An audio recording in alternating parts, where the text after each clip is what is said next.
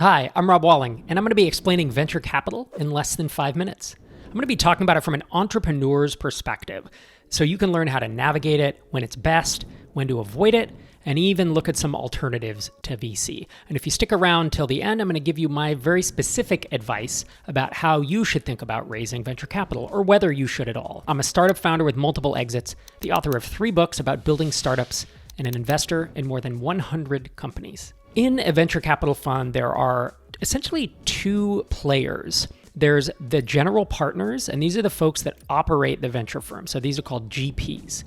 And the GPs go find limited partners, the LPs, who are the investors in the fund. The LPs actually put money into what is essentially an LLC, if you're familiar with that structure in the US. So how do venture capitalists make money?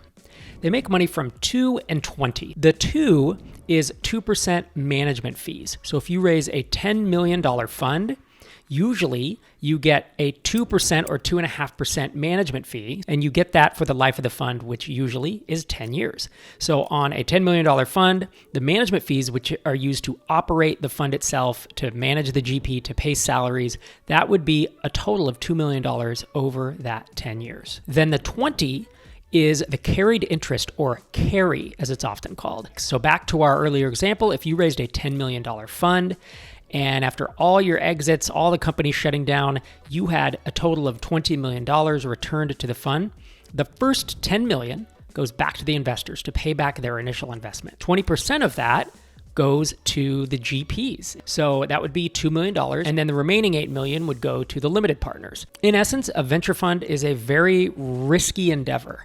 And a lot of venture funds don't even beat the S&P 500. They don't beat an index fund. But something to know about the venture model is that out of every 10 companies, a venture fund expects about 4 of them to fail, about 4 of them to return their investment or a low multiple on that investment, and then have 1 or 2 out of those 10 have a huge return, like a 100x or a 500x return. And that's had a not great effect on making venture capitalists only go after these massive, massive markets. And frankly, they've started to ignore these smaller spaces that can still be life-changing for you as a founder, but venture capital doesn't want anything to do with it. So when is venture capital best? When is it best to raise it? It's best when you're in a massive, fast-growing market that's winner take all, and you're willing to do whatever it takes to be huge.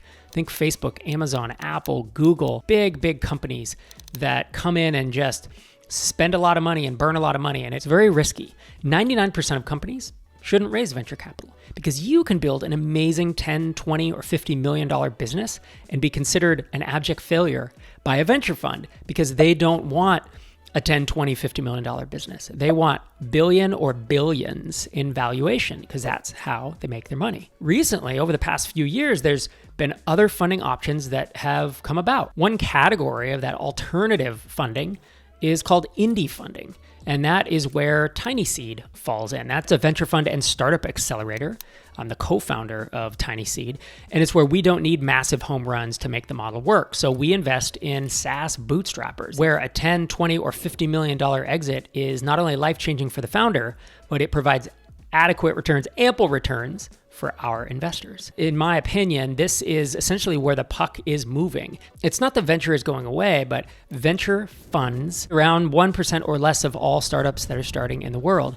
And so I view indie funding as startup funding for the other 99%. And now I want to tell you my advice for thinking about raising venture funding or not as an entrepreneur. But first, if you've enjoyed this video, please hit the like button below and subscribe to the channel. We have tons of amazing content coming out on this channel every week. We have some live streams, we have these topical educational videos, and we have conference talks from our dozens and dozens of events that we've run over the past 12 years. And now my advice for you as an entrepreneur: build your business instead of your slide deck. The best slide deck is an amazing business with traction.